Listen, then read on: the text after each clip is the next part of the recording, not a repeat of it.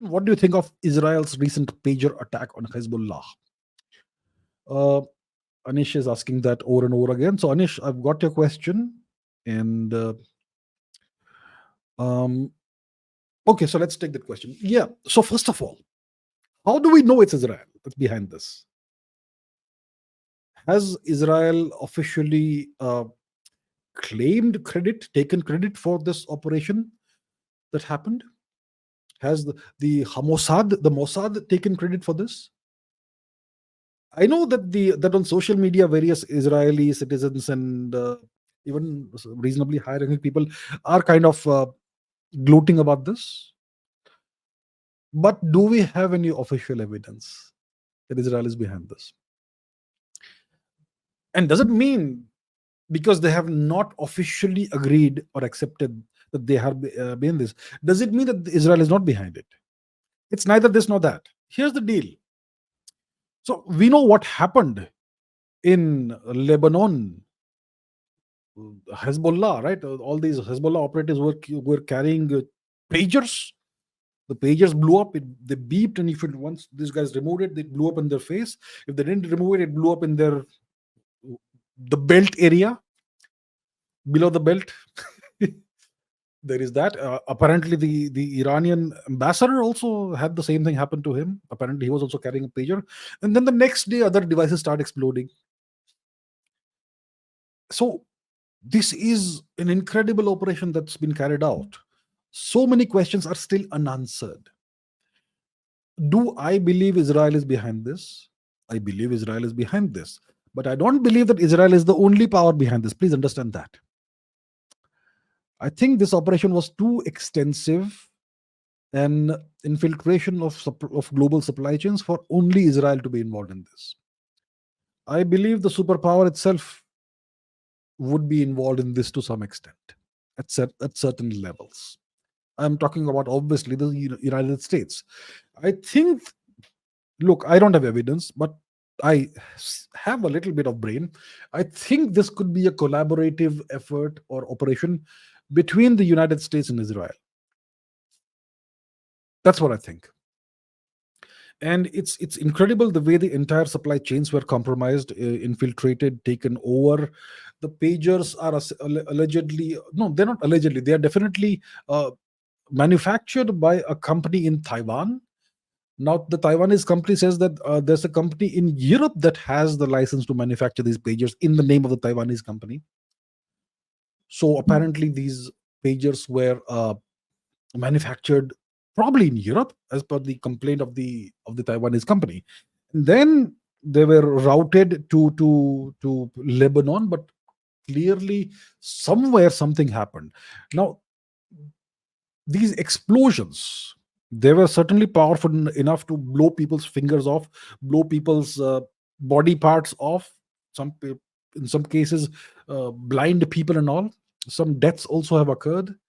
So pretty powerful, reasonably powerful explosions. Now, what caused the explosions? Was it simply the lithium ion batteries exploding, or was there something inserted into the lithium ion batteries? Was a small amount of some other explosive inserted into the lithium ion batteries? And how was it done? We know that lithium, if it is overheated in whatever, under certain conditions, lithium ion batteries are known to burn. We know that they burn, but they don't really explode in this manner. And even if they burn explosively, the explosion isn't something that will blow people's fingers and body parts, etc., off. Or have they found a way to make lithium ion batteries behave in that manner? Or did they insert some kind of substance, some kind of explosive material? If they did insert some kind of explosive material, that must have been a really powerful explosive, not the standard RDX that Indian experts like to talk about.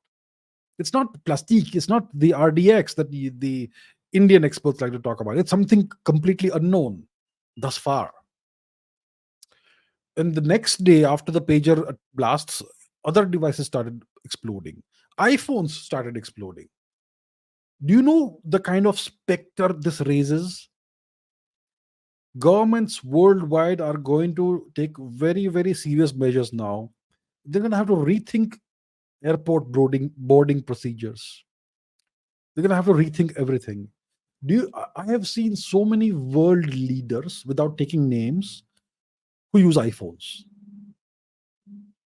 Isn't this a message that the whoever has carried out, they're sending a message to leaders all across the world? Your phones are not merely listening to you 24 by 7. They can be used to take you out. That's the message they're sending to people across the world. So generally we know almost everyone in the world today carries a cell phone, right? It's with you, it's on you, on your person, almost 24 by 7. When you sleep, it's right next to your pillow or wherever it is. It's always right next to you. If your cell phone is a Chinese made cell phone, the Chinese government is listening to you and taking all your data. We know that. If it's a Taiwanese or South Korean cell phone or Western cell phone, then the US government is listening to you 24 by 7 and taking all your data. Now, they may not be listening to you like as in a person listening to you, but everything is being recorded. And if needed, they'll listen to you.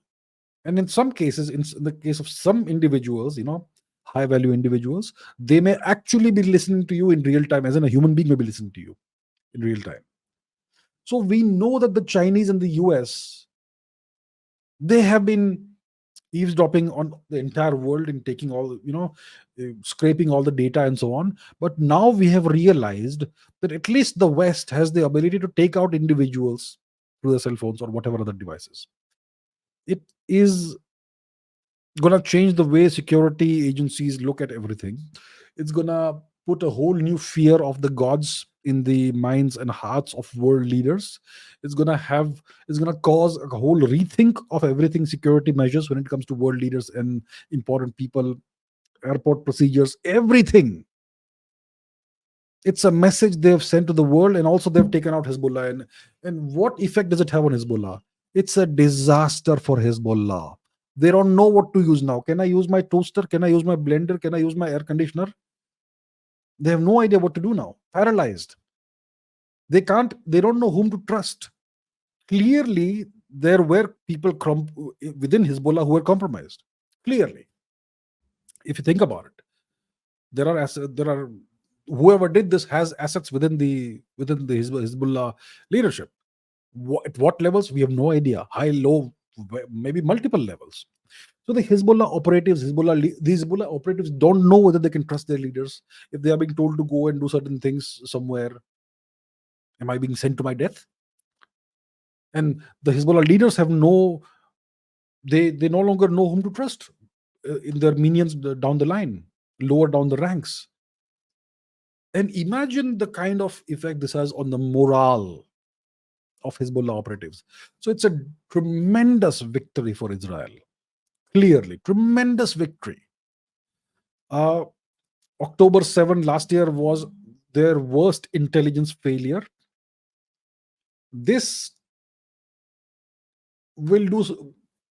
It does not entirely, wash away the blemish to their reputation, but it has. This will go a long way towards restoring the reputation of the Israeli intelligence services. So, yeah, that's what I think about this. Lots of questions that will remain unanswered maybe for decades. How they did this, what kind of explosive was involved in this, or was it the lithium ion batteries themselves that can be engineered to be remotely detonated?